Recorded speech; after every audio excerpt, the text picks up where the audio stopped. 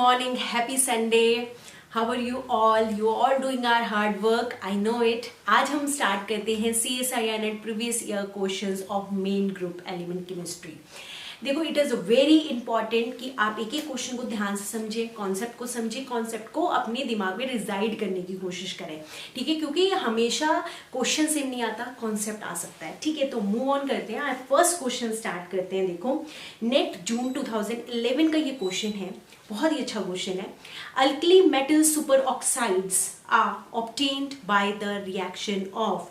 अब मैंने देखा यार, अल्कली मेटल्स तो हमने पढ़ाया नहीं, एस ब्लॉक एलिमेंट पढ़ाया नहीं। अब ये कैसे क्वेश्चन को अप्रोच करना है, आज मैं आपको वो बताऊंगी। देखो, अब इसने बोला सुपर ऑक्साइड्स, हमें इतना तो हमें पता ही है ना कि देखो O2 होता है, एक O2 नेगेटिव होता है, एक होता है O2 2 नेगेटिव, ठीक है। ये क्या बनाते हैं, ये हमारे बनाते हैं ऑक्साइड्स, ठीक है। ये हमारे क्या बनाते हैं, परऑक्साइड्स। मतलब अगर ऐसा बना होता है तो वो होते हैं परऑक्साइड्स, और अगर ऐसा होता है तो ये होते हैं सुपर ऑक्साइड्स, ठीक है। अब हमें बताना है कि अल्कली मेटल सुपर ऑक्साइड इनमें से किसकी रिएक्शन से मिलकर बनेंगे। हमने बर्च रिडक्शन की थी, ठीक है।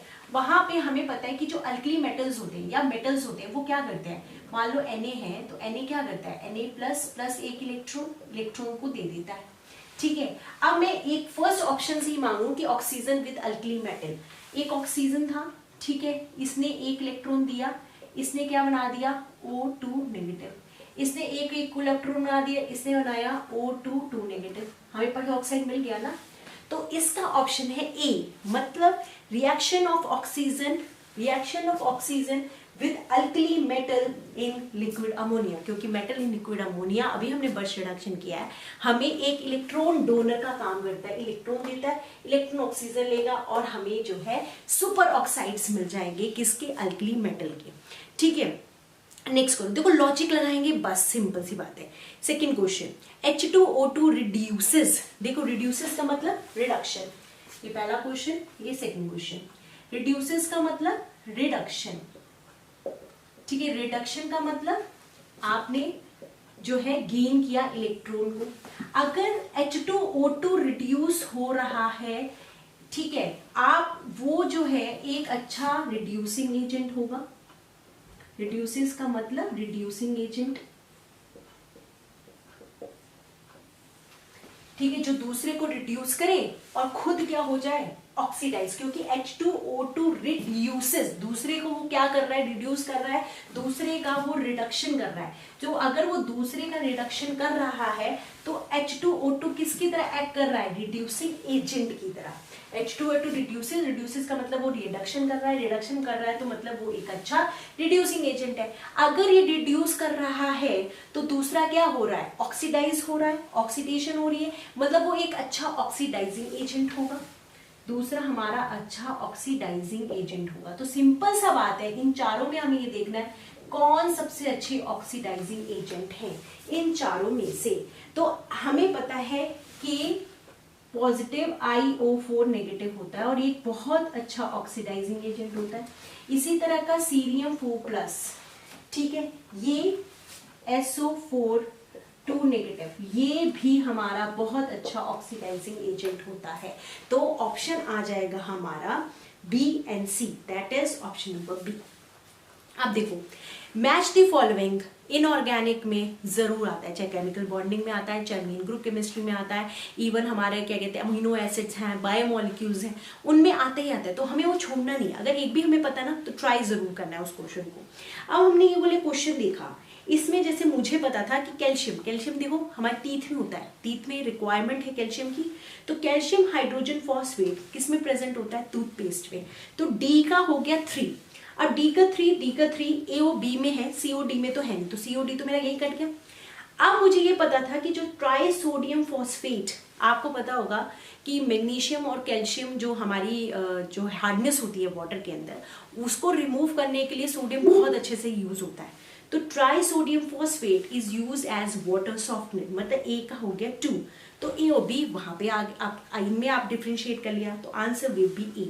तो हमारी जो मैचिंग है ना, ये हमें बहुत जरूरी है। बहुत जरूरी है, बहुत अच्छे से करनी है। तो इसका ऑप्शन हो जाएगा ए। अब आते हैं फोर्थ क्वेश्चन पे। अमंग, देखो बहुत अच्छा कॉन्सेप्ट है, ध्यान से देखेंगे।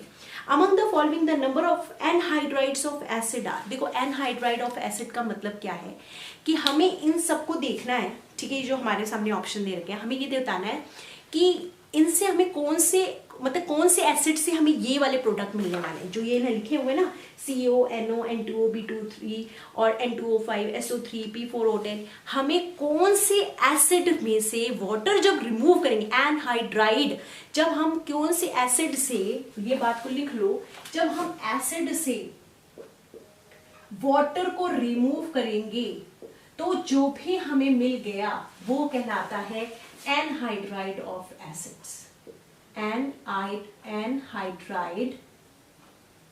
Of acids.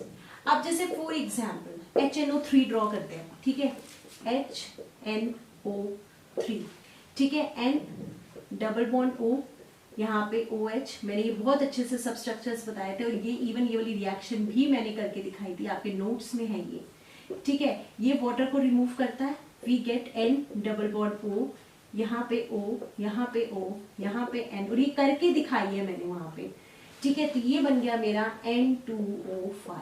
मतलब HNO3 में से जब मैंने वाटर को रिमूव किया we get N2O5, means N2O5 is an anhydride acid. मतलब ये क्या है, एनहाइड्राइड ऑफ एसिड, मतलब इसका एनहाइड्राइड है N2O5। तो इसी तरीके से अगर हम इसमें देखें तो हमारा B2, और उल्टा कर लो, इसके अंदर अगर मैं वाटर ऐड करूंगी तो मुझे HNO3 मिल जाना चाहिए, ठीक है। तो रिएक्शंस लिखो कि जैसे N2O5 में जब हम वाटर ऐड करेंगे तो हमें मिलता है HNO3। इसी तरीके से B2O3 में जब हम वाटर ऐड करते हैं तो हमें मिलता है बोरिक एसिड H3BO3। इसी तरीके से अगर हम हमारा P4 क्या है, हमारा P4O10 में अगर हम वाटर ऐड करते हैं तो हमें मिलता है फॉस्फोरिक एसिड H3PO4। और अगर हम एक और है हमारा जैसे SO3 में जब वाटर ऐड करते हैं तो वी गेट H2SO4। तो SO3, P4O10, B2O3, N2O5, ये सारे के सारे हमारे क्या है, एनहाइड्राइड ऑफ एसिड्स है। तो कितने हो गए टोटल 4। तो आंसर क्या हो जाएगा B, that is option number 4, ठीक है। नेक्स्ट करते हैं, बहुत इंपॉर्टेंट कॉन्सेप्ट है ये भी। Lowest acidity of BCl3, BPH3 and BME3 will respective to period follow the order. देखो जब कुछ हो ना, कॉन्सेप्ट है, बिल्कुल सिंपल से कॉन्सेप्ट है जो हमें अप्लाई करना है। देखो लुईस एसिड का मतलब क्या है, जो इलेक्ट्रॉन एक्सेप्ट कर सके, ठीक है। हमारे पास ये 3 ऑप्शंस हैं। ऑब्वियस सी बात है, कौन एक्सेप्ट करेगा, जो कि डेफिशिएंट होगा, ठीक है। अब यहाँ पे हमें पता है it is having a plus I effect, this is having a minus I effect. और यहाँ पे अगर हम बात करें, ये sp3 हाइब्रिडाइज्ड है, ये sp2 हाइब्रिडाइज्ड है, कार्बन इसका sp2 हाइब्रिडाइज्ड होता है। अब ये प्लस आई इफेक्ट है, ये तो बोरोन की डेंसिटी को बढ़ा देगा, तो लुईस एसिडिटी क्या कर देगा, कम कर देगा, ठीक है। यहाँ पे देखें sp2, हमें पता है sp की इलेक्ट्रोनेगेटिविटी सबसे ज्यादा होती है, देन sp2, देन sp3। तो ये इलेक्ट्रोनेगेटिव थोड़ा तो ज्यादा होगा एज कंपेयर टू Me3, और इसका तो पूरी तरीके से माइनस आई इफेक्ट लग रहा है। तो सबसे ज्यादा लुईस एसिड होगा ये, देन ये, देन ये। देखो ये कौन सा ऑप्शन है, this is your option number A, that is BCl3, BPPH3, BME3। तो इसका आंसर हो जाएगा 5th का A। अब हम नेक्स्ट करते हैं, among the following pairs oxygen sulphur, nitrogen phosphorus. Phosphorus बहुत अच्छा क्वेश्चन है ये भी हम लोग करेंगे और कॉन्सेप्ट से समझने की कोशिश करेंगे कि ये वाला क्वेश्चन है कैसे। ऑक्सीजन के नीचे आता है सल्फर, फिर है नाइट्रोजन के नीचे आता है फॉस्फोरस, और हमारा फॉस्फोरस के नीचे आता है आर्सेनिक, और हमें पता है नेक्स्ट है हमारा क्लोरीन एंड आयोडीन, जो कि थोड़ा सा डिफरेंस है, ठीक है। अगर ये 2p होता है तो ये 3p होता है, ये भी 2p होता है, ये भी 3p होता है, ठीक है। ये हमारा होता ही 3p है, ये हो गया 4p, ये मेरा है 3p, तो ये मेरा है 5p। ठीक है, हमारे को इसने क्या क्वेश्चन पूछा हुआ है कि हमें ये बता दो कि फर्स्ट आयोनाइजेशन एनर्जी का जो डिफरेंस है वो किन दो स्पीशीज में ज्यादा होगा, इसमें ज्यादा होगा, इसमें। सिर्फ कॉन्सेप्ट देखें। देखो जैसे जैसे हमें नॉर्मल बात पता है, आयोनाइजेशन एनर्जी क्या होती है, इलेक्ट्रॉन को निकालना है। जब साइज बढ़ेगा इलेक्ट्रॉन निकालना आसान होगा, ठीक है। तो मतलब चाहे मैं इस फैमिली में नीचे चली जाऊँ, यहाँ चली जाऊँ, यहाँ चली जाऊँ, यहाँ चला जाऊँ, इनमें से तो ऑक्सीजन निकालना आसान ही होने वाला है। और हमें एक और बात पता है, जैसे जैसे नीचे जाने साइज बढ़ रहा है, पर जो स्टार्टिंग का जो एलिमेंट होता है ना, ये वाला, ये जो है, जो भी 2p वाले होते हैं, ये बहुत स्मॉलर साइज होते हैं एज कम्पेयर टू उसके नीचे वाले जो भी उनके ग्रुप में है, ठीक है। तो इनमें से तो इलेक्ट्रॉन निकालना सबसे ज्यादा टफ होता है। मतलब मेरा कहने का ये मतलब है कि जो डिफरेंस 2p और 3p में होगा उतना ज्यादा डिफरेंस इनमें भी नहीं होगा, इनमें भी नहीं होगा, क्योंकि साइज काफी बिग है ये, ठीक है। मतलब इनमें से तो फिर भी जो मतलब इलेक्ट्रॉन निकालने की जो एनर्जी है डिफरेंस कम है, बट ये क्योंकि बहुत ज्यादा स्मॉलर साइज के होते हैं 2p वाले, ये थोड़े बढ़ जाते हैं, फिर नीचे वाले ऑलमोस्ट बराबर भी हो जाते हैं because of inert pair effect. ये भी आपको अच्छे से याद होगा, है ना, अपना लेंथेनाइट कॉन्ट्रैक्शन था, ऑलमोस्ट साइज बराबर होता है, ठीक है। तो इनका डिफरेंस ज्यादा होगा एज कम्पेयर टू। देखो बिल्कुल लॉजिक था, मुझे कुछ लर्न नहीं था, मुझे कोई वैल्यू याद नहीं थी, लॉजिक लगाया मैंने। तो ऑप्शन होना चाहिए ये और ये, तो the option should be 1 and 2, तो 6 का हो जाएगा बी, ठीक है। नेक्स्ट क्वेश्चन करते हैं, बहुत अच्छा क्वेश्चन है। NH4 Br और Na metal in liquid ammonia. देखो वही चीज आती है, बस दिमाग लगाना है आपको, बताना है कि इससे क्या मिलेगा। देखो NH4Br, बिल्कुल लॉजिक लगाओ, ये किससे ब्रेक होगा, NH4 पॉजिटिव Br नेगेटिव में। Na इन लिक्विड अमोनिया क्या करेगा, Na प्लस प्लस एक इलेक्ट्रॉन दे देगा, ठीक है। अब यहां से Br नेगेटिव Na पॉजिटिव, ये आएंगे, ये बना देंगे NaBr। यहां से ये इलेक्ट्रॉन आएगा, ये यहां से आएगा। हमें पता है NH4 पॉजिटिव है, लिक्विड अमोनिया है, तो ये H पॉजिटिव देने का भी काम कर सकता है, तो ये बना देगा ammonia plus H positive.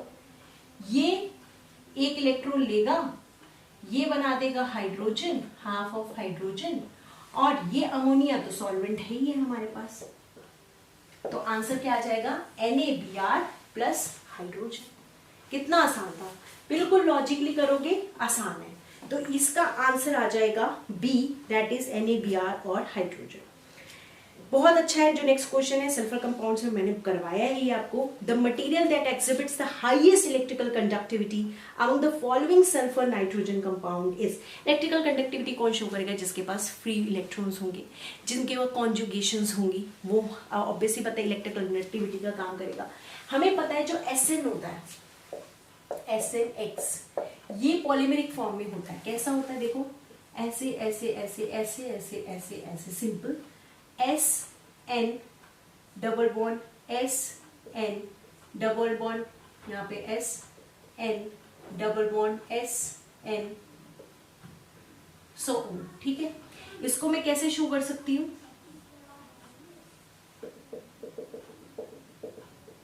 Obvious सी बात है देयर इज अ कॉन्जुगेशन, और जब देयर इज अ कॉन्जुगेशन तो ऑब्वियसली बात है it is a very good electrical conductor, so higher conductivity होगी SNX में, ठीक है। नेक्स्ट क्वेश्चन करते हैं। A sodalite case in zeolite is, बहुत नोट्स में बड़ा बड़ा लिखा हुआ है अगर आप देखोगे जियोलाइट्स को, ठीक है। तो उसमें मैंने बताया था, बहुत शॉर्ट फॉर्म में बताया था, इट इज ट्रंकेटेड ऑक्टाहेड्रल, तो 9 का आंसर आ जाएगा सी। अब देखो ये नेक्स्ट रिएक्शन है ना, बहुत ही मतलब लॉजिकली करने वाली रिएक्शन है, ठीक है। P star OR OR and OR, इसकी रिएक्शन हो रही है RX नेगेटिव, ये पॉजिटिव। ऑब्वियसली अपना लोन पेयर ऑफ इलेक्ट्रॉन इसको देगा, तो इस पे क्या आ जाएगा, P ने क्योंकि दिया ये पॉजिटिव चार्ज, ये तो न्यूट्रलाइज्ड हो गया, ये OR एंड OR। अब इसको अपना न्यूट्रलाइज करना है, ये क्या कर सकता है, ये इसको दे सकता है, तो क्या हो जाएगा P R, यहाँ पे आ जाएगा हाँ OR यहाँ पे double bond OR positive. X negative यहाँ पे प्रेजेंट है, यहाँ पे X नेगेटिव इसको ले जाएगा, ठीक है, इसका पॉजिटिव चार्ज रिमूव हो जाएगा, ठीक है ना, तो ये क्या हो जाएगा, मतलब ये अपने इलेक्ट्रॉन इसको देकर चला जाएगा ना, तभी पॉजिटिव चार्ज आएगा, ठीक है। तो P R O R double bond R O और ये प्लस में क्या हो गया RX। अब ये देखो ये कौन सा ऑप्शन है, ये थोड़ी हमारा था R डैश, सॉरी ये हमारा था R डैश, यहाँ पर हमारा R डैश था, ठीक है ना। तो हमारा ऑप्शन हो जाएगा ऑप्शन नंबर ए,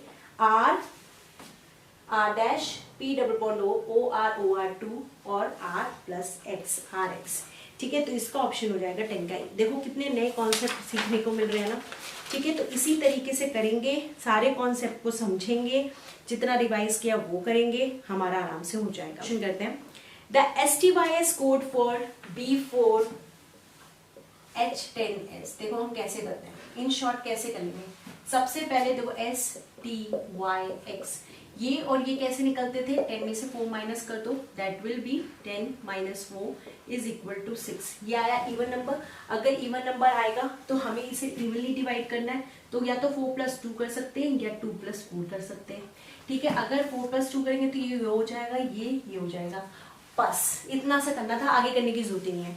हमारे ऑप्शन देखो 4 और 2 वाला है ऑप्शन नंबर सी, तो ये तो ऑप्शन ही नहीं है, तो ये हमारा हो जाएगा answer, that is option number C.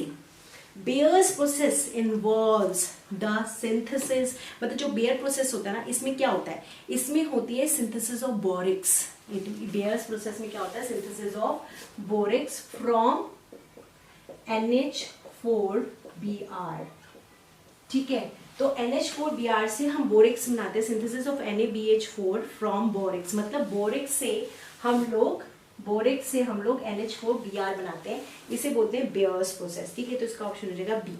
Next देखो, ये भी बिल्कुल दिमाग लॉजिक बिल्कुल उस पे है। The size of the D orbitals, मतलब silicon, phosphorus, sulphur and chlorine, एक है सिलिकॉन, एक है फास्फोरस, एक है सल्फर, एक है क्लोरीन। ये पूछ रहा है कि ये बता दो डी ऑर्बिटल का साइज किसका बड़ा होगा, किसका कम होगा। सब में डी ऑर्बिटल है, इसमें भी है, इसमें भी है, इसमें भी है, इसमें। सिर्फ डिफरेंस ये है कि इलेक्ट्रोनेगेटिविटी अगर हम देखें तो सबसे ज्यादा इलेक्ट्रोनेगेटिव ये है, फिर ये है, फिर ये है, ठीक। जितना ज्यादा इलेक्ट्रोनेगेटिव एलिमेंट होगा, ठीक है, उसका जो न्यूक्लियस है उतना ज्यादा इलेक्ट्रोनेगेटिव है, तो उसकी डी ऑर्बिटल को उतने अपनी तरफ खींच के रखेगा, मतलब इसकी ये है इलेक्ट्रोनेगेटिविटी का ट्रेंड, ठीक है। मतलब सबसे ज्यादा इलेक्ट्रोनेगेटिव है क्लोरीन, तो इसका न्यूक्लियस डी ऑर्बिटल को ज्यादा अट्रैक्ट करेगा, तो स्मॉल साइज हो जाएगा डी ऑर्बिटल का। तो डी ऑर्बिटल का अगर हम साइज की बात करेंगे तो सिलिकॉन का सबसे बड़ा, then phosphorus, then sulphur, then chlorine, क्योंकि यहाँ पे carbon family, nitrogen family, oxygen family and then fluorine family, ठीक है। तो द ऑप्शन विल बी, देख लो कौन सा आएगा, सिलिकॉन, ये हो गया option number D. The strength हो, ये बहुत देखो लॉजिकल वाला क्वेश्चन है, लॉजिक लगाएंगे बिल्कुल। हमारे को ना पी पाई डी पाई की बताना कि सबसे ज्यादा स्ट्रेंथ किसमें होगी, बनाना है ऑक्सीजन के साथ। यहाँ वाले हमको दे रखे हैं, ये हमें दे रखे हैं, वही दे रखे हैं silicon, phosphorus, sulphur and chlorine, ठीक है। देखो जब भी ऐसे क्वेश्चंस आते हैं ना, उसको करने का एक ही तरीका होता है, हमें पता है सबसे ज्यादा इलेक्ट्रोनेगेटिव एलिमेंट को मिलनी चाहिए। अगर एसिड बेस देखा होगा ना तो ये समझ में आ रहा होगा मैंने क्या लिखा है। हम यहाँ न्यूक्लियस को मानते हैं, जितना ज्यादा इलेक्ट्रोनेगेटिव वो उतना ही ज्यादा उसके पास होगा। ये मेरा ऑक्सीजन, ये मेरा क्लोरीन, ये मेरा सल्फर, ये मेरा फास्फोरस, ये मेरा सिलिकॉन। जितना ज्यादा इलेक्ट्रोनेगेटिव उतना ज्यादा न्यूक्लियस के पास। ऑब्वियस सी बात है, ये तो पी पाई बॉन्डिंग बना रहा है, ये डी पाई, ये डी पाई, ये डी पाई और ये भी डी पाई। इनके बीच का डिफरेंस कम, ज्यादा, ज्यादा, ज्यादा। जितना कम डिफरेंस उतना ज्यादा स्ट्रॉन्गर बॉन्ड। तो सबसे ज्यादा स्ट्रॉन्ग बॉन्ड बनेगा क्लोरीन और ऑक्सीजन का, मतलब वो स्ट्रॉन्गर होगा और सबसे ज्यादा स्ट्रॉन्ग बॉन्ड बनेगा, मतलब क्लोरीन ऑक्सीजन, फिर सल्फर ऑक्सीजन, फिर फास्फोरस ऑक्सीजन, फिर silicon oxygen. That is option number D. तो इसका आंसर हमारा क्या आ जाएगा, डी। नेक्स्ट क्वेश्चन करते हैं 16th question. The qualitative determination of N2H4 hydrazine, मैंने करवाया था नहीं ये, KiO3 proceeds in the mixture of this. आपको ये बताना है एंड पॉइंट कैसे आता है। मैंने क्या बताया था, सिंपल सा मैंने बताया था कि ये जो रिएक्शन तो आपको दे रखी है, हमने बोला था, मैंने आपको बताया था, जो KiO3 होता है वो पहले कन्वर्ट होता है ICl में, सॉरी पहले वो कन्वर्ट होता है आयोडीन में, फिर वो कन्वर्ट होता है ICl में। इसका जो कलर होता है वो ऑरेंजिश ब्राउन बोल लो या इसे रेड कलर बोल लो। उसके बाद जब इसमें कन्वर्ट होता है ये हो जाता है कलरलेस। ये क्या हो जाता है? Colourless.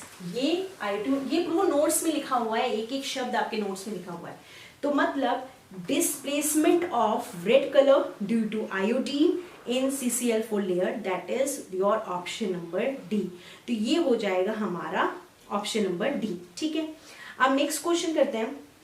Among the halides NCl3, PCl3, AsCl3, those which produce two different acids, मतलब कि वाटर के साथ रिएक्ट करो, एसिड बना दो, तो जो दो डिफरेंट एसिड्स बना देगा वो हमारा होगा। ठीक है, तो इससे पहले रब कर लेते हैं थोड़ा। NCl3 plus water HOCl plus में अमोनिया। इसके बाद हमारा क्या है? PCl3 plus water AsCl। ये सारी की सारी ना आपके उसमें नोटबुक में लिखी हुई है, तो घबराने की जरूरत नहीं है। H3PO3 प्लस HCl, ये क्या होता है? Arsenic OH3 plus HCl। यहाँ पे एक ही एसिड बन रहा है, ये भी एसिड, ये भी एसिड, ये भी एसिड, ये भी एसिड। तो ये दोनों ऐसे कंपाउंड है जिससे हमें दो एसिड्स मिल रहे हैं। तो ये दोनों हो गए, तो ऑप्शन क्या आ जाएगा इसका हमारा? We have an option is B and C, that is option number C। Next कहते हैं the decreasing order of dipole movement. बहुत आसान है, देखो डाइपोल मूवमेंट का हमारा हमें पता है। देखो अमोनिया कैसे बनता है?